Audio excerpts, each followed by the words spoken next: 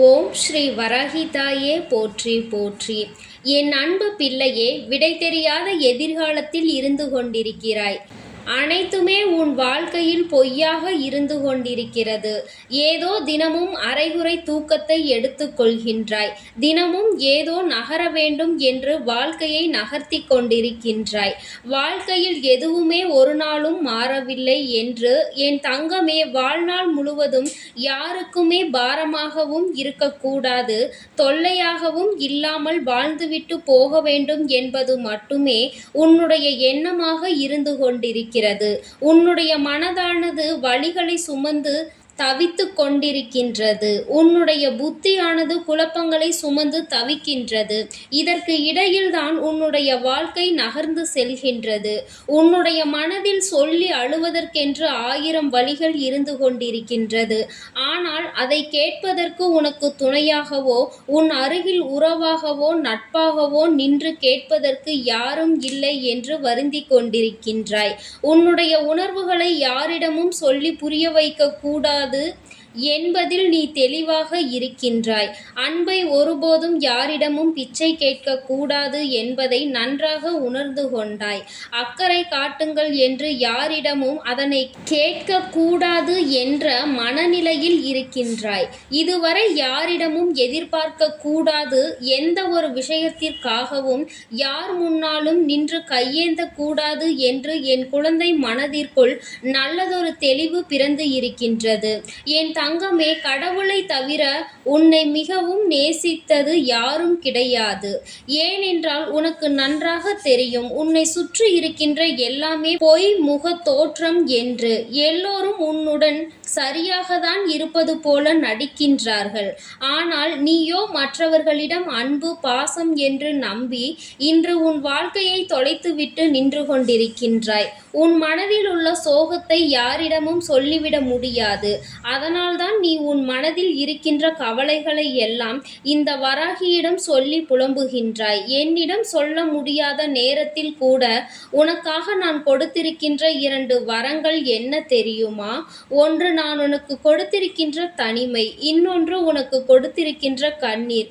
இவை இரண்டும் நீ மனவேதனையில் அதிகமாக இருக்கும் பொழுது என்னை தேடி வர முடியாத நிலையில் நீ இவற்றை பயன்படுத்தி கொள்கின்றாய். என் குழந்தையே, உடம்பில் உயிர் மட்டும்தான் இருக்கின்றது. அம்மா மனதிற்குள் நிம்மதி இல்லை. வாழ்க்கை இருக்கிறது, ஆனால் வாழ்கின்ற வாழ்க்கைக்கு தான் அர்த்தமில்லை என்று என் குழந்தை மனவேதனை அடைகின்றாய். வாழ்க்கையில் உன்னை சுற்றி எத்தனை உறவுகள் இருந்தாலும் நிரந்தரமான உறவு என்று சொல்வதற்கு ஒன்றும் இல்லை. தனிமை மட்டுமே நிரந்தரமாக கிடைத்திருக்கிறது என்று என் பிள்ளை மனதார நினைக்கின்றாய். ஆசைப்படுவதற்கும் ஒரு தகுதி வேண்டும் என்று இந்த வாழ்க்கை உனக்கு அடிக்கடி உணர்த்தி கொண்டிருப்பதை என் பிள்ளை நீ உணர்ந்து கொண்டிருக்கின்றாய். எத்தனை இழப்புகளையும் கஷ்டங்களையும் சமாளித்து கொண்டு தன்னம்பிக்கையோடு தான் நானும் போராடி பார்க்கிறேன். ஆனால் சில நேரங்களில் நடக்கின்ற விஷயங்கள் நாம் ஏன் தான் வாழ வேண்டும், எதற்காக வாழ வேண்டும் என்று யோசிக்க வைத்து விடுகிறது. விரும்பி வாழ வேண்டிய வயதில் வாழ்க்கையை வெறுத்து வாழ்ந்து கொண்டிருக்கிறேன். இந்த நிலைமை யாருக்கும் வரக்கூடாது என்று என் குழந்தை நீ நினைக்கின்றாய். வாழ வேண்டிய வயதில் வாழ்க்கையை தொலைத்து விட்டதாக நினைக்கின்றாய். என் குழந்தையே, நீ என்னிடம் என்ன கேட்கின்றாய் தெரியுமா? அம்மா, நீ கஷ்டங்களை கொடுத்ததில் எனக்கு நிச்சயமாக எந்த ஆட்சேபனைகளும் இல்லை. கஷ்டங்கள் இல்லாத மனிதர்கள் என்று இங்கு யாருமே கிடையாது. அப்படி இருக்கும் பொழுது எனக்கு மட்டும் கஷ்டங்கள் வருவது என்பதற்காக நான் வருந்தவில்லை. ஆனால் இந்த வயதிற்கு மீறிய கஷ்டத்தை தான் எனக்கு கொடுக்காதே என்று நான் உன்னிடம் கேட்கின்றேன் என்று. இந்த வயதில் தாங்கக்கூடிய கஷ்டங்கள் இருக்க வேண்டும் அல்லவா? அதை மீறி எனக்கு கொடுக்கும் பொழுது என்னால் நிச்சயமாக அதனை சமாளிக்க முடியவில்லை என்பதை அம்மாவிடம் நீ சொல்கின்றாய்.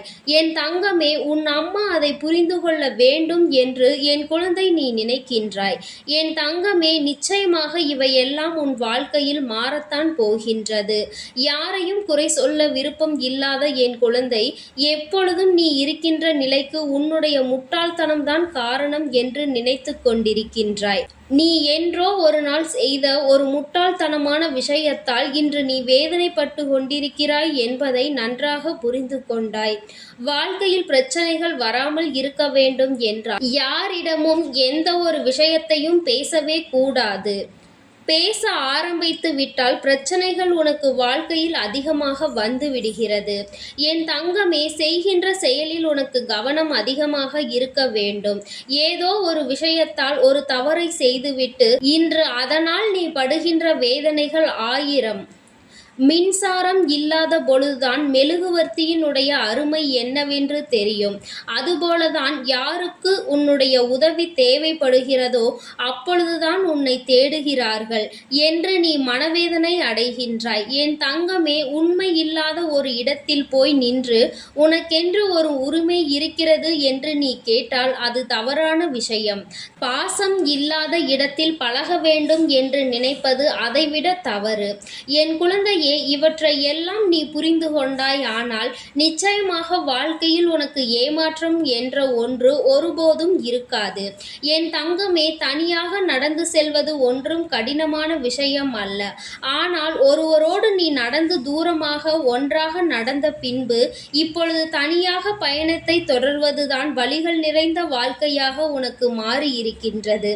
என் குழந்தை, நீ நினைக்கின்றாய், கடவுளே, என்னுடைய தலையெழுத்தை எழுதும் நேரத்தில் என்ன பிரச்சனையில் இருந்தாயோ தெரியவில்லை, என்னுடைய தலையெழுத்தை இப்படி கிறுக்கி எழுதிவிட்டாயே, சந்தோஷம் என்ற ஒன்று என் வாழ்க்கையில் இல்லாமல் போய்விட்டதே என்று என் குழந்தை நீ புலம்புகின்றாய்.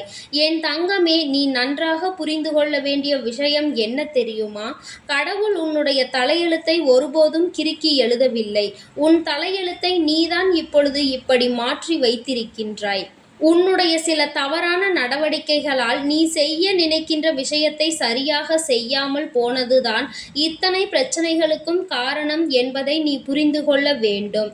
என் தங்கமே, வெளிச்சம் கிடைத்தவுடன் இங்கு யாருக்கும் திரியினுடைய தியாகம் தெரிவதில்லை. வெளிச்சத்தை தான் அங்கு அதிகமாக பார்க்கின்றார்கள். என் குழந்தையே, நீ ஏதாவது ஒரு தவறை செய்திருந்தாய், தோற்று போய் இருந்தால் அம்மா நிச்சயமாக உன்னை கண்டுகொள்ளாமல் விட்டிருப்பேன். ஆனால் நீ உண்மையாய் இருந்து தோற்று போனதுதான் எனக்கு தெரிகின்றது. விரும்பி வாழ வேண்டிய வயதில் வாழ்க்கையை வெறுத்து வாழ்ந்து கொண்டிருக்கின்றேனே என்று என் பிள்ளை மனம் நொந்து கொள்கின்றாய். என்னுடைய நிலைமை வேறு யாருக்கும் வந்துவிடக் கூடாது என்று என் குழந்தை நீ நினைக்கின்றாய். என் தங்கமே, மாற்றங்களை வாழ்க்கையில் நிச்சயமாக நீ எதிர்கொள்ள வேண்டும். ஆனால் மனதளவில் மாறியவர்களை ஒருபோதும் மாற்றிவிட முடியாது. என் பிள்ளை, எல்லாம் இருக்கட்டும், எல்லா கஷ்டங்களும் இருக்கட்டும். ஆனால் இதுநாள் வரையிலும் நீ அனுபவித்ததில் முழுமையாக அறிந்த ஒன்று என்ன தெரியுமா தங்கமே? யாரையுமே நம்பிவிடக் கூடாது என்பதுதான். என் பிள்ளையே, உன் வாழ்க்கையில் இதுவரை நடந்தவை எல்லாவற்றிற்கும் நிச்சயமாக இந்த வராகியிடம் இருந்து உனக்கு நல்ல பதில் கிடைக்கத்தான் போகிறது. காலம் கடந்துவிட்டது என்றோ இந்த வயதிற்கு தேவையில்லாதது என்றோ நீ ஒருபோதும் நினைக்க வேண்டாம். எல்லாவற்றிற்கும் சேர்த்து வைத்து நல்ல விஷயங்களை எல்லாம் நான் உனக்கு நடத்தி காட்டுகின்றேன். என் குழந்தையே, இந்த வராகி என்னுடைய பிள்ளையாக நீ இருக்கும் பொழுது உன்னை நெருங்குகின்ற எல்லா கஷ்டத்திற்கும் நிச்சயமாக நான் உன்னோடு துணையாக நின்று ஒவ்வொரு முறையும் உன்னை காத்து கொண்டிருக்கிறேன் என்பதை மறந்துவிடாதே. கஷ்டங்கள் அதிகமாக வருகிறது என்பதற்காக நீ என்னை ஒருபோதும் மறக்கக்கூடாது. உன் அம்மாவின் மீது ஒருபோதும் உனக்கு வருத்தம் வந்துவிடக் கூடாது. ஒரு நாள் சரியாகிவிடும் என்ற நம்பிக்கையில் தானே வாழ்க்கை நகர்ந்து கொண்டிருக்கிறது. அந்த நம்பிக்கையை நீ ஒருபோதும் கைவிட்டு விடாதே. உனக்கான நல்ல நாளை நீ எதிர்நோக்கி காத்து கொண்டிருக்கும் அந்த நேரத்தில் உனக்கானதை நிச்சயமாக நான் உன் கைகளில் கொண்டு வந்து சேர்ப்பேன். இந்த வராகியின் பொறுப்பல்லவா அது? சரியான நேரத்தில் உனக்கு கிடைக்க வேண்டியதை உன் கைகளில் நான் கொண்டு வந்து சேர்ப்பேன்.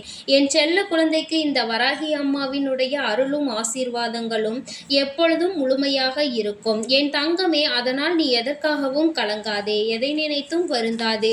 நீ நல்லதையே நினைத்தால் உன் வாழ்வில் எல்லாம் உனக்கு நல்லதாக மட்டுமே நடக்கும். ஓம் ஸ்ரீ வராகி தாயே போற்றி போற்றி. ஓம் ஸ்ரீ வராகி தாயே போற்றி போற்றி. பஞ்சமியின் நாயகியே போற்றி போற்றி. சிம்ம வாகினியே போற்றி போற்றி.